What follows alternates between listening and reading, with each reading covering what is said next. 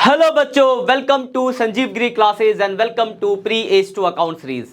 और ये जो हमारी सीरीज चल रही है बेटा, वो 11th की सीरीज चल रही है, जिसमें हम आपका बेसिक, आपकी नींव को इतना मजबूत कर देंगे ताकि जब आप 12th में पहुंचो तो आपको ये परेशानी ना होगी हमारी नींव खराब है हमारी, क्योंकि नींव जितनी मजबूत होगी बिल्डिंग उतनी ही मजबूत बनेगी।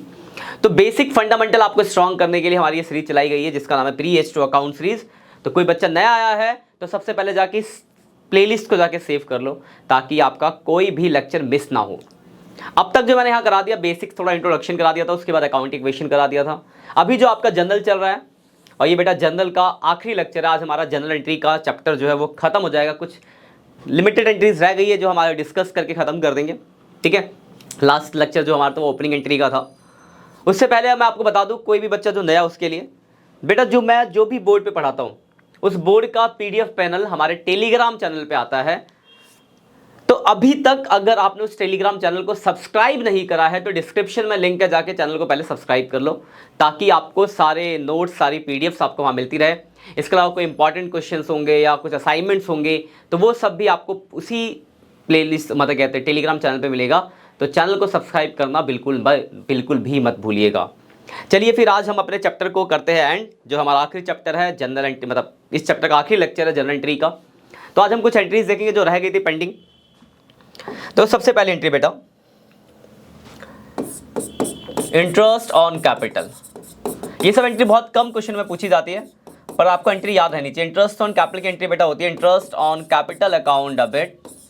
ये आपके लिए खर्चा है बिजनेस के लिए, तो interest on capital account debit. और कैश नहीं देते, मालिक को ही मिलेगा, तो कैपिटल अकाउंट।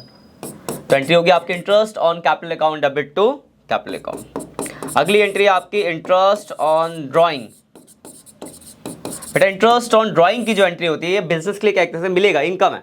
तो एंट्री होगी आपकी ड्राइंग अकाउंट डेबिट इंटरेस्ट। तो एंट्री होगी आपकी ड्राइंग से भी कर सकते हो आप, या फिर आप कैपिटल से भी कर सकते हो, ड्राइंग या capital account debit to interest on drawing. ये तीसरी एंट्री बड़ा खास है, क्योंकि एंट्री आपको बस याद ही रखनी पड़ेगी अभी, क्योंकि ये फाइनल अकाउंट से रिलेटेड है, बट है तो दिखा देता हूं मैं। क्लोजिंग स्टॉक की एंट्री। तो क्लोजिंग स्टॉक की बेटा एंट्री होती है आपकी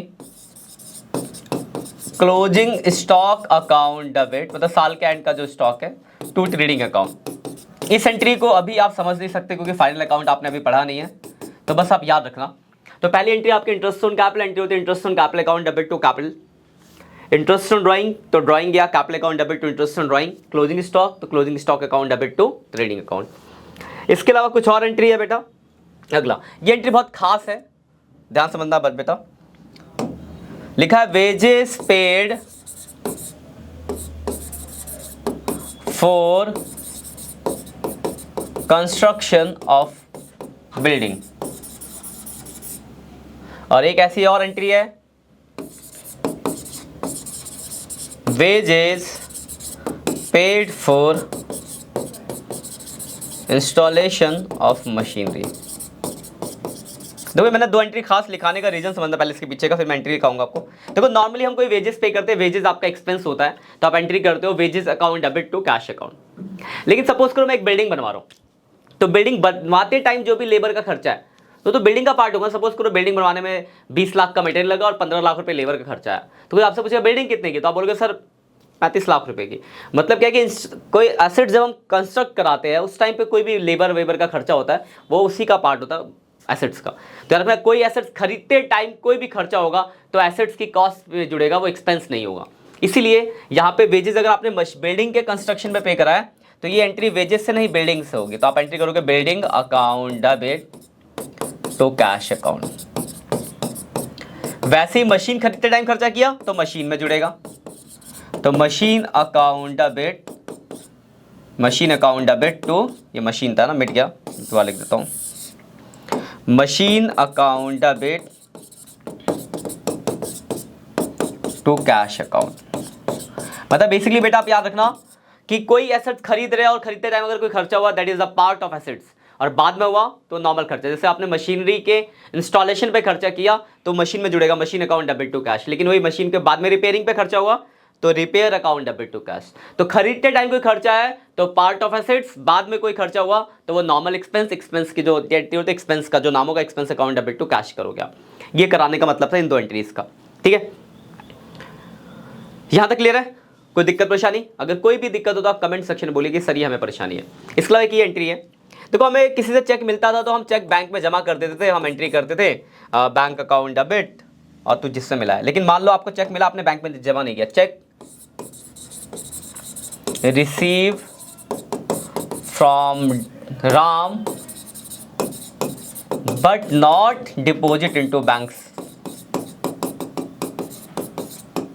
देखो चेक तो मिला है पर वो चेक आपने बैंक में जमा नहीं किया। तो देखो जब आपको चेक मिला और आपने उस चेक को बैंक में जमा नहीं किया तो चेक आपके पास है, तो इसकी एक एंट्री होती है बेटा, क्योंकि बैंक तो आपका बढ़ा नहीं, तो एंट्री होगी cheque in hand account debit to जिससे भी मिला है। ठीक है यार, अगर चेक मिला पर आपने जमा नहीं किया, स्पेशली लिखा होगा कि आपने जमा नहीं किया है। वैसे चेक मिलेगा तो हम मानते हैं कि बैंक में जमा होगा, तो हम एंट्री करते हैं bank account debit to Ram. लेकिन मिला और आपने जमा नहीं किया, स्पेशली लिखा है, तो आप एंट्री पास करोगे cheque in hand account debit to बंदे का नाम।